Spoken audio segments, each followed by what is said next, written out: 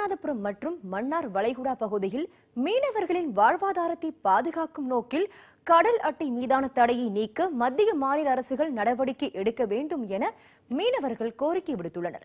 அது பற்றிய ஒரு செய்தி தொகுப்பை இப்போது பார்ப்போம். ராமநாதபுரம் மாவட்டத்தின் முக்கிய தொழில் மீன்பிடித்தல். நீண்ட காலமாக இலங்கை கடற்படையின் தாக்குதலால் மீனவர்களின் வாழ்க்கை கடும் நெருக்கடிக்கு உள்ளாகியுள்ளது. இந்நிலையில் மருந்திற்காக பயன்படும் கடல் அட்டைகளை பிடிப்பதற்கு மத்திய அரசு தடை விதித்துள்ளது. மீனவர்கள் மீன்பிடிக்கும் போது தப்பித்தவறி அவர்களது வலையில் கடல் அட்டைகள் விழுந்தால் மீனவர்கள் கைது செய்யப்படக்கூடிய நிலை ஏற்பட்டு இருப்பதாக கூறுகிறார் மீனவர் சங்க நிர்வாகி கருணாமூர்த்தி. அரசு உடனடி தலையீடு செய்து கடல் அட்டை மீதான தடையணையை நீக்குவதற்கு உரிய நடவடிக்கை எடுக்க வேண்டும். தமிழக அரசு இதில் கூடுதல் கவனம் செலுத்தி இந்த மீனவர்களை பாதுகாக்க வேண்டும் என கேட்டுக்கொள்கின்றோம்.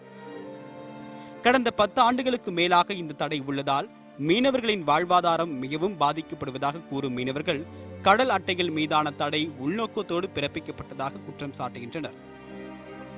ஸ்ரீலங்காவில் அட்டை பிடிக்கிறான், பாகிஸ்தானில் அட்டை பிடிக்கிறான், பங்களாதேஷில் அட்டை பிடிக்கிறான். இந்த இந்தியாவில் தான் அதை தடையாக வச்சிருக்கோம். தடையாக வச்ச காரணத்தால் நாங்கள் மீனவர்கள் ரொம்ப அவதிக்கு உள்ளாகி போட்டிருக்கோம். இங்கே தூத்துக்குடியிலிருந்து நாகப்பட்டினம் வர பல லட்சக்கான மீனவர்கள் இதை நம்பித்தான் வாழ்ந்து கொண்டு இருக்கிறார். ஏற்கனவே இலங்கை கடற்படையால் மீன்பிடி தொழில் கடுமையாக பாதிக்கப்பட்டிருக்கக்கூடிய நிலையில் கடல் அட்டை மீதான தடையை நீக்காவிட்டால் மீனவர்களின் நிலை மேலும் மோசமான நிலைக்கு தள்ளப்படும் என்றும் வேதனை தெரிவிக்கின்றனர் மீனவர்கள். 4 பிள்ளைங்க இருக்காங்க, 5 குழந்தை இருக்காங்க, 2 குழந்தை இருக்காங்க. படிப்பு செலவுக்கு கூட அன்னைக்கு நாள் நாங்கள் ரொம்ப கஷ்டப்பட்டு இருக்கோம். இந்த தொழிலை நம்பி தான் நாங்கள் இருக்கிறது. மத்திய கவர்மெண்ட்டோ மாநில கவர்மெண்ட்டோ எங்களுக்கு அதிகமான நிதி உதவி அளிக்கிறதும் கிடையாது. நாங்கள் இந்த கடலை நம்பித்தான் நாங்கள் இருக்கோம். ஆனால் கடல் அட்டை மீதான தடை நீக்கப்பட்டால் அந்த இனமே அழிந்துவிடும் என்று வனத்துறை அதிகாரிகள் தெரிவிக்கின்றனர். அழியாத கடல் அட்டைக்கு தடை விதித்த அரசாங்கங்கள் அழிந்து வரும் மீனவருடைய வாழ்க்கையும் கருத்தில் கொள்ள வேண்டும்.